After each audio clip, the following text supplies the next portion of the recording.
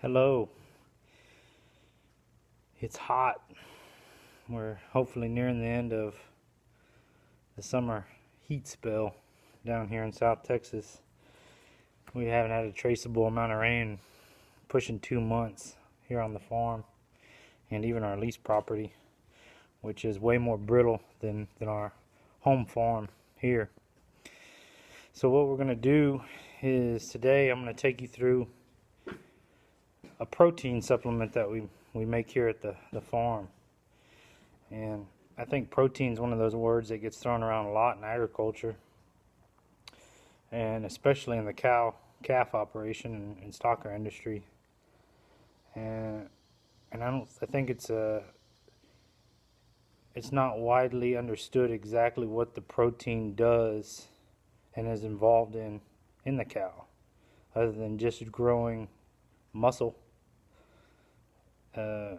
Protein is what actually feeds the gut microbes in the rumen. There's actually billions of little bugs inside the stomach, which we have too, but they're different. In the cow, it's basically the different type of microbes break down the grass. So they use little tiny microscopic bugs to digest the grass forage. And what those bugs actually thrive and feed on is protein. Normally they get the protein out of the green grass, but this time of year and in the wintertime, when it's extremely dried, lignified forage, lignified meaning low in protein and very fibrous and stalky, it doesn't have enough protein within it to feed those microbes for digestion. So you can actually have a field full of what looks like standing hay, and the cows will actually lose body condition on it because they're going to overeat to try to compensate, but they're not going to get what they need out of it. And you can tell this by just looking at the manure patties. They're going to start stacking up on you, almost looking like a horse manure, where a perfect cow patty should look like a pumpkin pie. It should look like a pie with a little indentation in the middle of it. And you should be able to rake a stick through it or wipe your boot through it, and you really shouldn't be able to see a lot of fiber in it if it's digested properly. So what I've come to combat this problem is making my own protein tubs. I can't trust buying protein from anywhere else because I may not know exactly what's in it, and it's hard to keep enough of it on hand for the times when I need it and having it fresh. So what we use is the following ingredients. It's a non-GMO alfalfa cubes, kind of like the small cubes that are used to feed horses. It's dehydrated and compressed. We use stock salt as a limiter, and when we have it on hand, we add in kelp also. So it's 1 part, and this is a weighed part. You don't just want to use any type of container. You want to actually weigh it out. It's a 1 part stock salt, 1 part kelp, and 2 parts alfalfa, which those need to be weighed equally.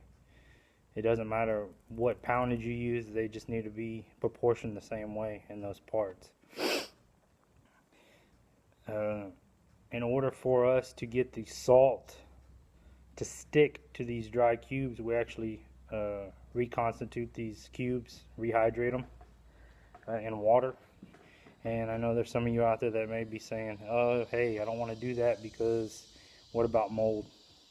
It's not going to mold for 2 reasons. Because you're going to have it in a heavy salt brine, which is going to actually protect it and keep it good, just like they used to salt brine meats or vegetables. And it's not going to last long enough. You're not going to make enough to store for weeks on end. You're going to be feeding this in tubs, and it should last ideally 2 to 3 days before you need to restock or mix a batch. and I use this exclusively all winter long with stockpiled forages, low quality stockpiled forages, the Bahia grass and Bermuda grass, which has been frosted and frankly is so low on protein that they would lose body condition if that's all they ate. So by feeding this cheap yet useful supplement that we make here on the farm, it keeps us right in the plains of grass-fed, grass-finished beef while supplementing the cow's rumen so they digest. Stand by. Okay, I don't know if you can hear that, but as I make this video, we're getting a little shower. I'll take it any way I can get it. Kelp is basically seaweed. It has over 50 trace minerals in it, including iodine, which is a huge one for cattle. It also has about 6% of protein. You want to get a good, slow, dried, preferably organic kelp.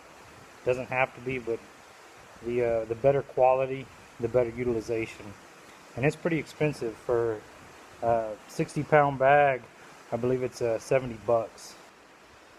So the salt is a limiter, so they don't gorge on it. They can only eat so much a day. And all this is just a basic supplement. They don't need it. This isn't their full diet. This isn't a third of their diet, 2/3 of their diet. This is just a few, maybe a pound and a half a day at the most. Even less than that, depending on the forage quality. So what we did was we measured out, we're going to do 50 pounds of alfalfa.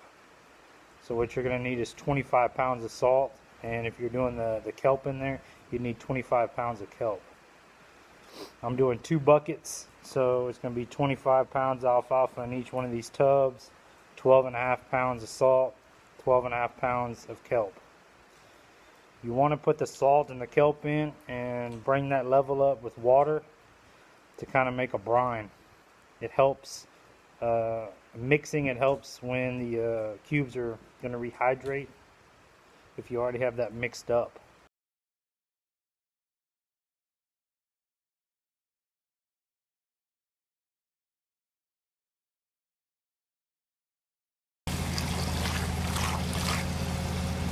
Filling it up, young man?